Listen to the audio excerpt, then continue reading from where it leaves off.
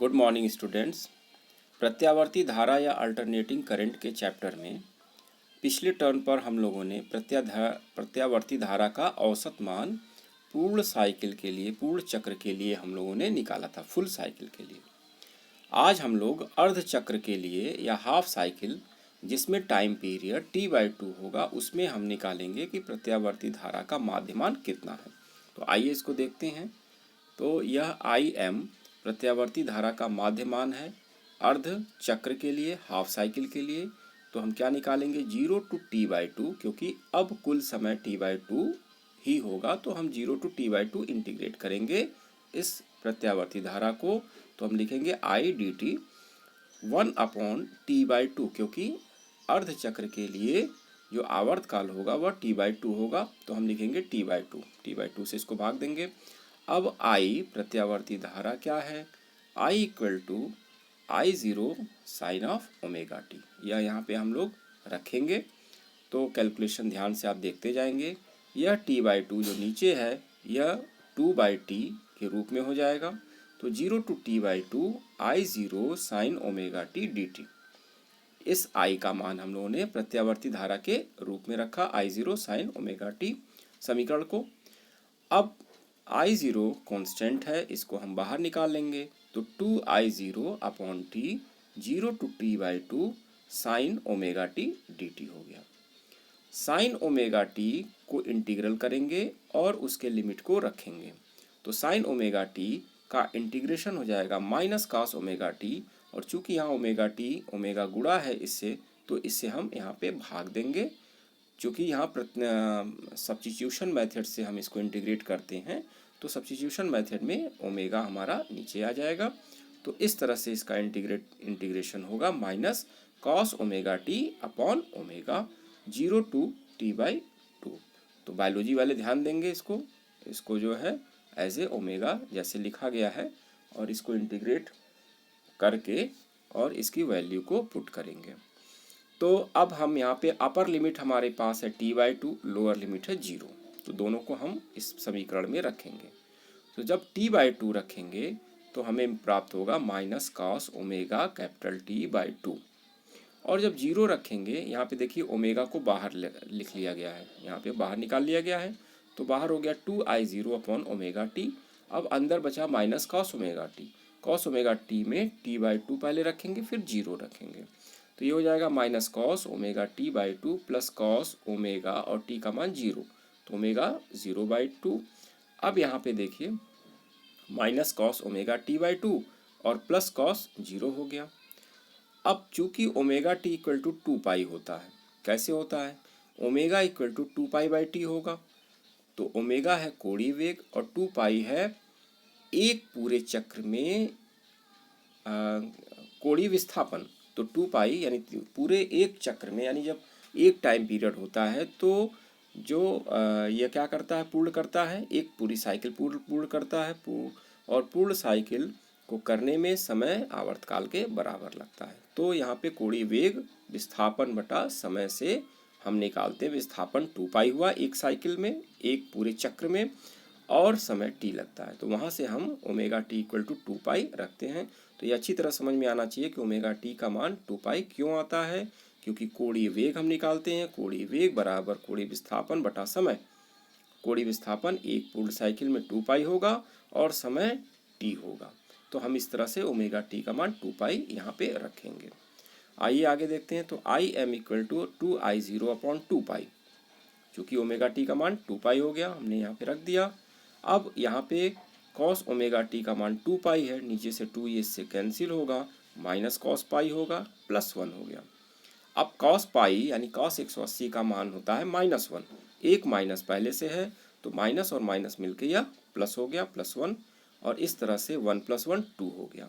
तो हमें मिला 2I0/π, यानी आधे साइकिल के लिए, हाफ साइकिल के लिए मीन वैल्यू 2I0/π। तो पाई से जब आप भाग देंगे तो 0.637 I0 आएगा, यानी 63.7% यह पीक वैल्यू का होता है। क्या, माध्य मान अर्ध साइकिल के लिए। और इसी तरह से हम नेक्स्ट हाफ साइकिल के लिए निकालेंगे तो यह माइनस वैल्यू आएगी, क्योंकि उसमें T/2 to T हम लेंगे। तो इस तरह से हमको मीन वैल्यू अलग अलग साइकिल के लिए भी जानना चाहिए। यहाँ पे इसी प्रकार दूसरी अर्ध साइकिल के लिए इसको लिखा गया है, धारा का औसत मान -2/πI0 माइनस 0.637I0 होता है, अतः पूर्ण साइकिल के लिए शून्य हो जाता है।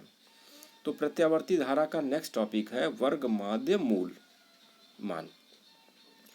यानी हम क्या करते हैं, चूंकि एक साइकिल के लिए इसका औसत मान शून्य होता है, तो हम इसका वर्ग करके उसका स्क्वायर रूट निकालते हैं, तो हम उसको कहते हैं वर्ग माध्य मूल मान प्रत्यावर्ती धारा का, root mean square value of AC। तो आइए इसको समझते हैं। तो प्रत्यावर्ती धारा की एक पूर्ण साइकिल के लिए धारा के वर्ग I स्क्वायर के औसत मान के वर्गमूल को धारा का वर्ग माध्य मूल मान RMS वैल्यू कहते हैं। इसे IRMS से प्रदर्शित करते हैं। अब आइए IRMS कैसे निकालेंगे। तो I स्क्वायर का माध्य या औसत मान, यहाँ ऊपर बार लगाया गया, इसका मतलब है औसत मान। यह क्या होगा, I स्क्वायर dt, और यहाँ पे 1/t हम करेंगे, चूंकि औसत निकालना है इसलिए हमको t से भाग देना होगा, और पूर्ण साइकिल के लिए है इसलिए लिमिट हम लेंगे 0 to t। अब इसको हम इंटीग्रेट करेंगे, यानी I square equal to 1/t 0 to t I square dt। I का मान क्या है, I0 sine of omega T, जो अभी पिछले हम लोग समीकरण में उपयोग किए हैं, यानी I equal to I0 sine omega t रखेंगे तो यह आएगा 1/t I0 square sine square omega t dt। I0 square को हम बाहर ले लेंगे और साइन स्क्वायर ओमेगा टी को इंटीग्रेट करने के लिए हम cos 2 थीटा फार्मूला का उपयोग करेंगे। तो चूंकि cos 2 थीटा बराबर 1 - 2 साइन स्क्वायर थीटा होता है, तो उसको उपयोग करने पर हम यहाँ पे लिखेंगे cos 2 omega t equal to 1 - 2 sine square omega T.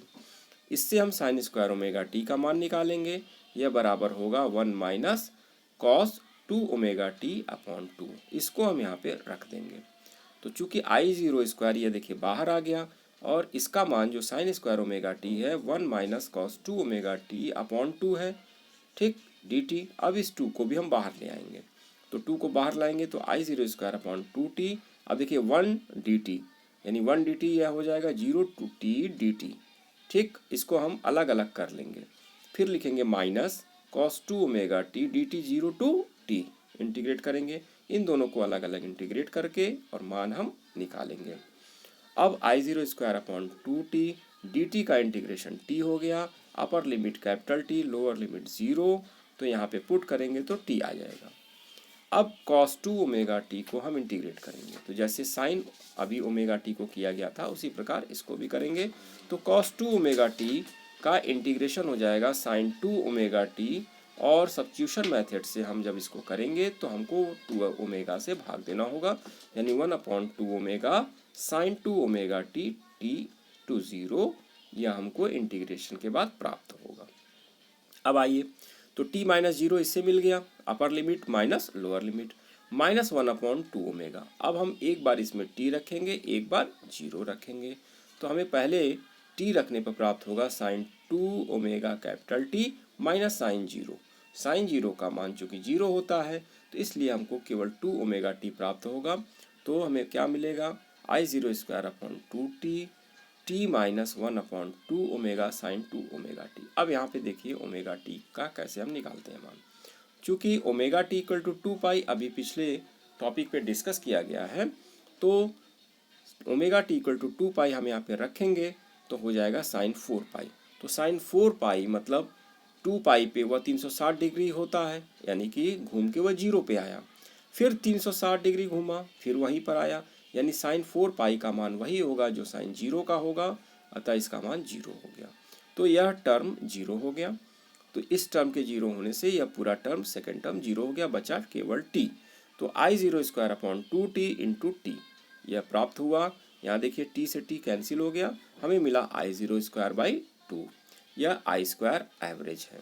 अब जब हम इसका मीन लेंगे तो हम लिखेंगे IRMS, यानी root mean square value of I। तो यह जब हम इसका स्क्वायर रूट लेंगे तो यह हो जाएगा I0 अपॉन √2। तो √2 से जब भाग देंगे तो हमें प्राप्त होगा 0.707 I0, यानी कि जो RMS वैल्यू होती है वह पीक वैल्यू यानी इसके महत्तम मान का 70.7% होती है। तो एवरेज वैल्यू पीक वैल्यू से 70.7% के करीब होती है। अब इसी प्रकार प्रत्यावर्ती वोल्टेज का हम वर्ग माध्य मूल मान निकालेंगे तो हमको Vrms मिलेगा V0 अपॉन √2, तो यह हो जाएगा 0.707 V0। तो धारा का महत्तम वोल्टेज अगर हमको निकालना है तो √2 into RMS voltage, RMS voltage सामान्य तौर पर 220 वोल्ट आता है।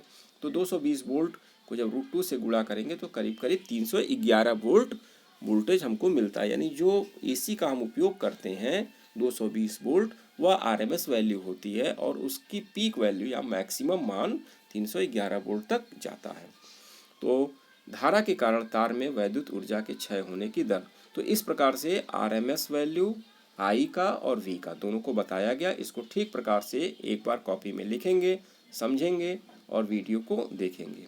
अब इसके आगे कुछ छोटे छोटे उपयोग हैं उसको हम लोग डिस्कस करेंगे और नेक्स्ट टर्न पर हम लोग इसके सर्किट को पढ़ेंगे। तो आइए इसका जिस प्रकार से हम लोग पावर कंजप्शन या वैद्युत ऊर्जा के क्षय होने की दर, जो पावर है ऊर्जा है, उसको हम लोग पढ़ेंगे। तो धारा के कारण तार में वैद्युत ऊर्जा के क्षय होने की दर P = I²R होगा। धारा की एक पूर्ण साइकिल में ऊष्मा के उत्पन्न होने की औसत दर P एवरेज क्या होगा, I² एवरेज R होगा। चूँकि I² एवरेज IRMS² होता है तो हम यहाँ पे IRMS² R लिखेंगे। तो इस तरह से यह औसत दर है ऊर्जा के क्षय होने की और इस पे जो क्वेश्चंस आएंगे उसको हम लोग लगा लेंगे। तो आज के लिए इतना ही। नेक्स्ट टर्न पर हम लोग सर्किट डिस्कस करेंगे। धन्यवाद।